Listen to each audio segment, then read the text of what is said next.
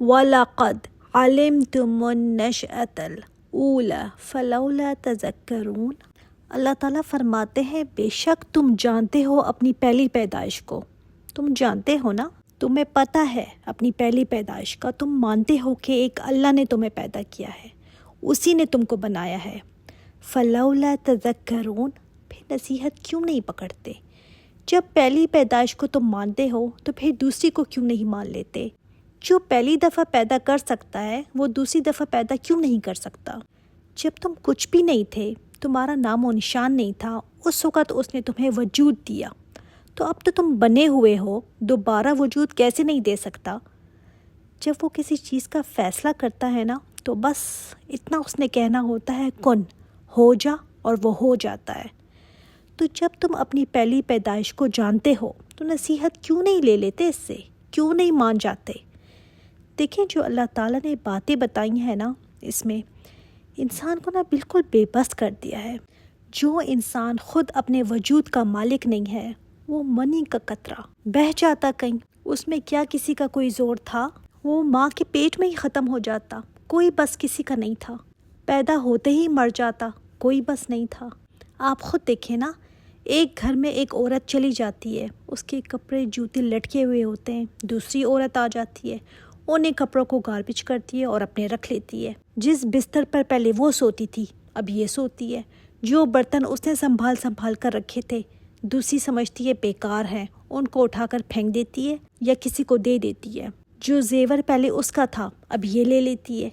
دیکھتے نہیں ہم اپنے سامنے، دنیا میں اللہ تعالیٰ جس کو چاہے ہٹا دے اور اس کی جگہ کسی اور کو دے دے۔ ان سب باتوں سے اللہ تعالیٰ نے کیا سمجھایا ہے؟ ہماری بے بسی اور اپنی قدرت۔ تو نصیحت کیوں نہیں پکڑتے؟ اعتراف کیوں نہیں کر لیتے؟ بے بس ہے انسان، ہاتھ میں کچھ بھی نہیں ہے انسان کے۔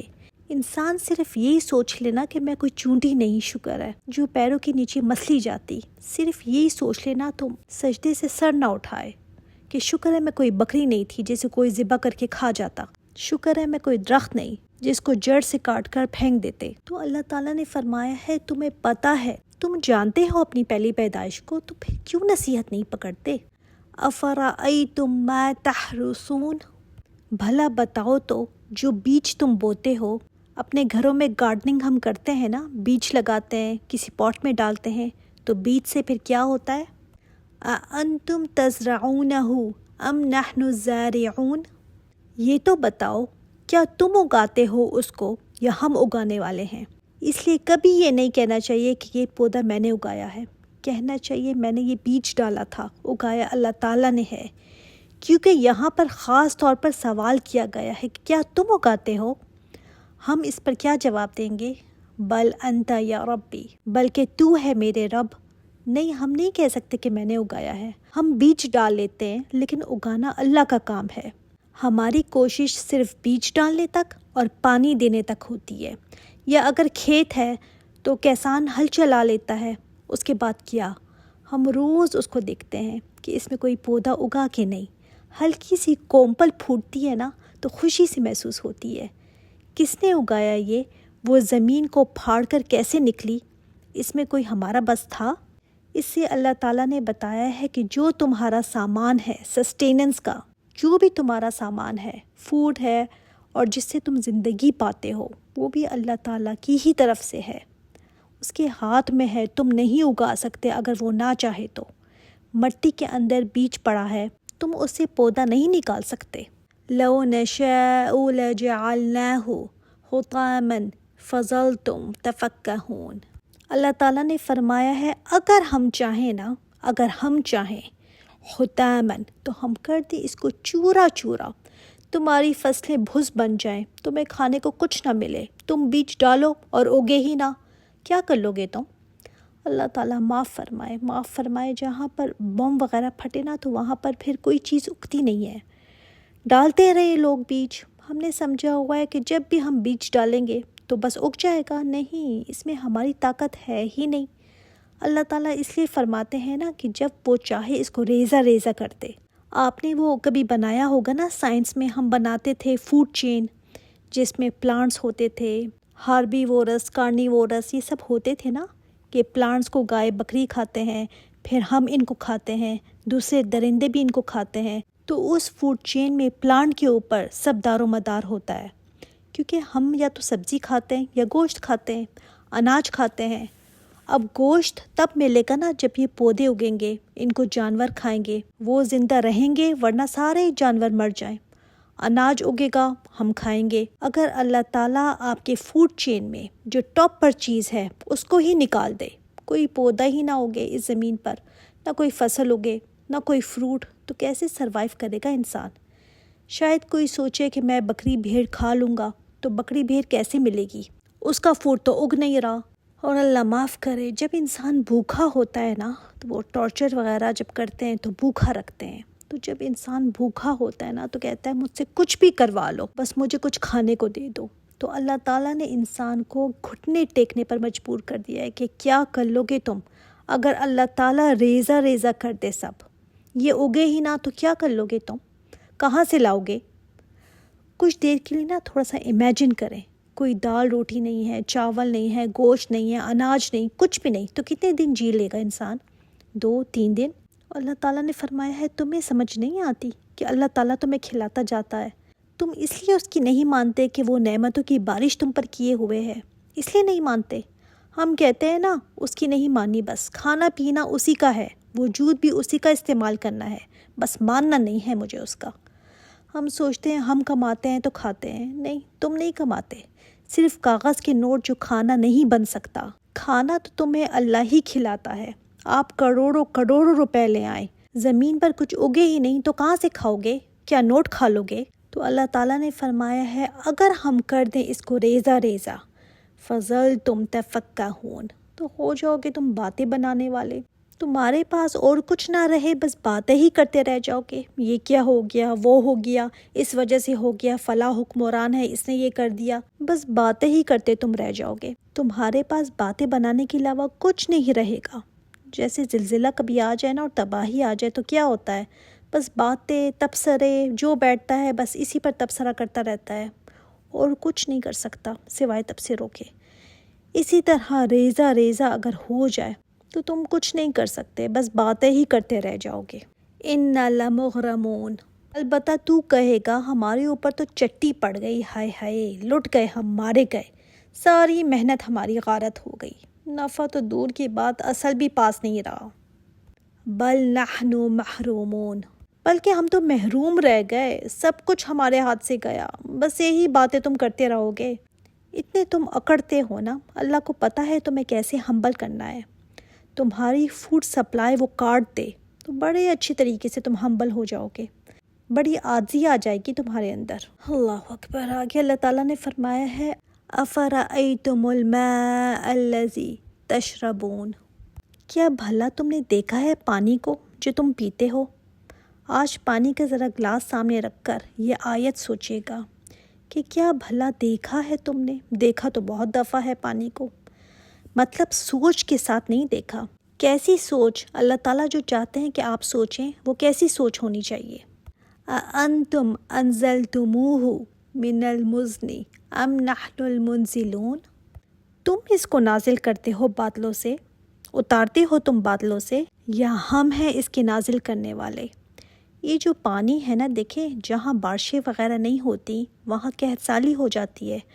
افریقہ وغیرہ میں قحط سالی کیوں ہے؟ پانی جو ہے نا وہ سورس آف لائف ہے، اب پانی نہیں ہے تو پودے نہیں اگیں گے، تو انسان سروائیو نہیں کر سکتا۔ پھر دیکھ لیں وہاں پر بھوک کا کیا عالم ہے، پیاس کا کیا عالم ہے، بارشیں جو نہیں برستی، سوکھ گیا ہے سارا خطہ۔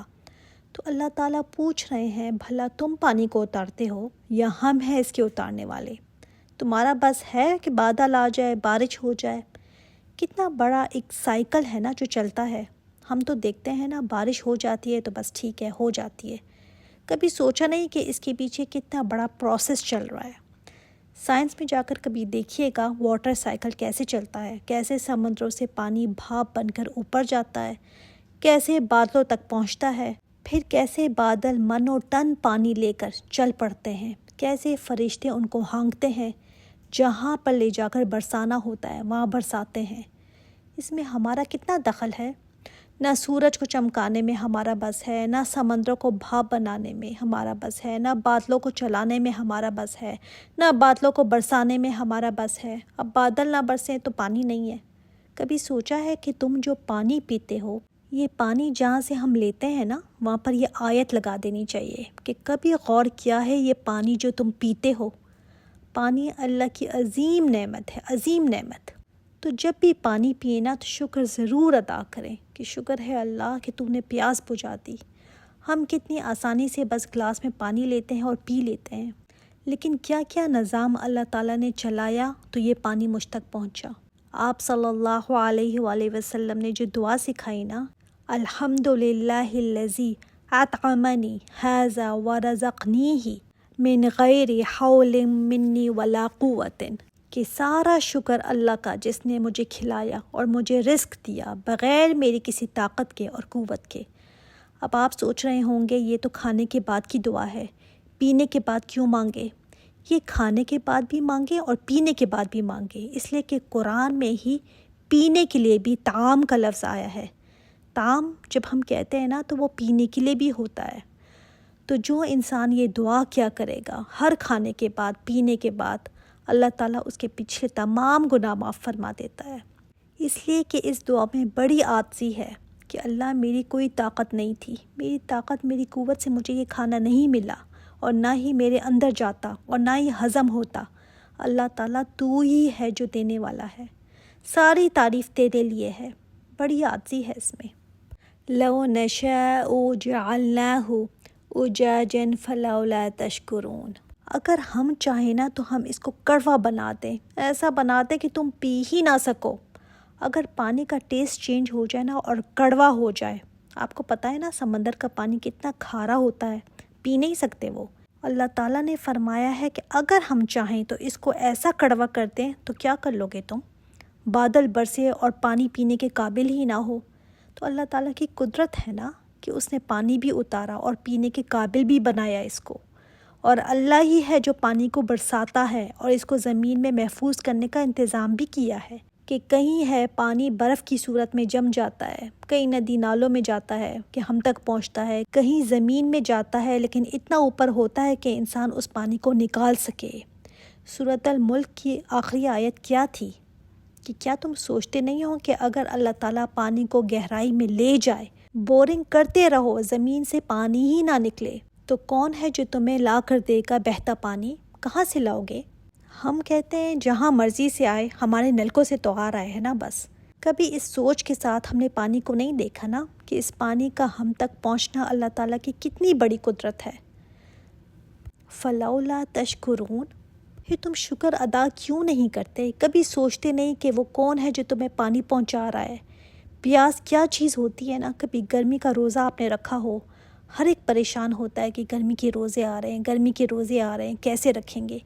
اس پیاس کا سوچیں جو افطار کے قریب انسان کو محسوس ہوتی ہے، زبان اور ہونٹ بالکل خشک ہو جاتے ہیں، اس وقت پانی کی کتنی زیادہ طلب ہوتی ہے، اور روزہ کھولتے ہی نا پانی بس پیتے چلے جاتے ہیں، کھانے کا ہوش اتنا نہیں ہوتا، بس پانی مل جائے۔ تو تم شکر ادا نہیں کرتے، اور ابھی آگے بھی پانی کا بحران آنے والا ہے۔